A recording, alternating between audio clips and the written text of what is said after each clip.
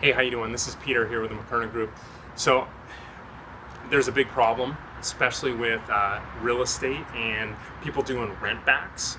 So what happens is you're buying a home, the seller needs a place to go, and what's happening is that seller needs a place to go, but they're renting back. Well, some of these sellers ultimately will say, hey, I need 2 months because I need to go find a place, so I need escrow, and then 2 months, so that's 90 days to go find a place. That's fine.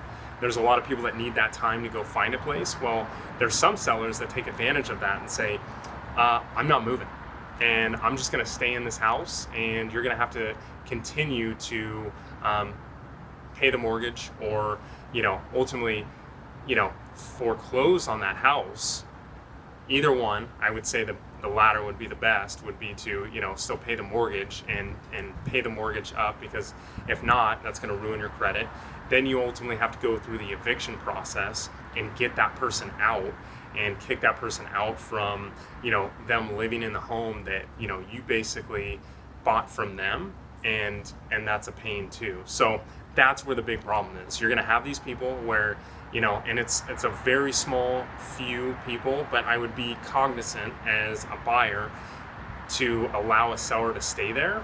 I would check some things. I would definitely do some checks on their end and kind of how to combat that would be to maybe check their credit score, or at least like if they're going to go buy something, get some type of information on them being an actual tenant, because people aren't really thinking about, like, all of a sudden this is a transition into being a landlord for sometimes 10 or 15 days, but it could be longer than that once you close escrow. And there's been a couple of horror stories where those people have stayed in the property for 6 to 9 months afterwards, instead of maybe the 2 months that they asked for, because they just got stubborn and didn't want to move and really didn't have to pay a mortgage. Unfortunately, who loses in that situation is the buyer that thinks they're going to move into their brand new home.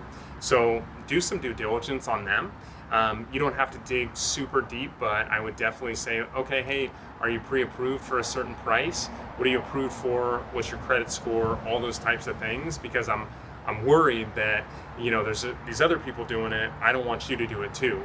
And then another thing, make sure that you hold some money. I mean, this doesn't happen all the time, but I have done this before for clients of mine, is make sure that you hold some money back in escrow. So put together an addendum with escrow and then the seller and the buyer, and hold some money back. So let's say after their mortgage, they're netting $200,000, but you're holding $50,000 in escrow while you're actually having them stay in the house. So escrow holds that money. They can't, the actual seller that's still living there can't touch that money. You as the buyer can't touch that money, and it's just sitting there. So as they want to get out, that motivates them more than just saying, well, I sold my house, I can live in here now, I can live in here for free, I got $200,000, I can really spend as much time as I want because they can't really kick me out. Those things you need to definitely make sure you're looking at, and you're having that conversation with both agents. The two agents that are dealing with the transaction, the buyer's agent and the seller's agent, make sure that those two are talking, and you're talking to your agent, repping you, that buyer's agent, to make sure that they know, hey, we need to check some credentials. We want to make sure that they're good to go.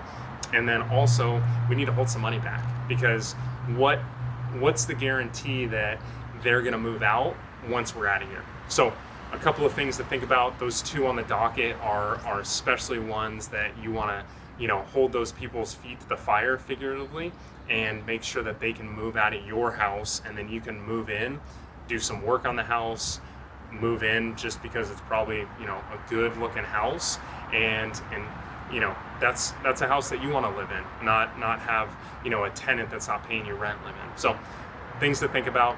If you guys have any questions, comments, leave them below. And then also hit the subscribe button.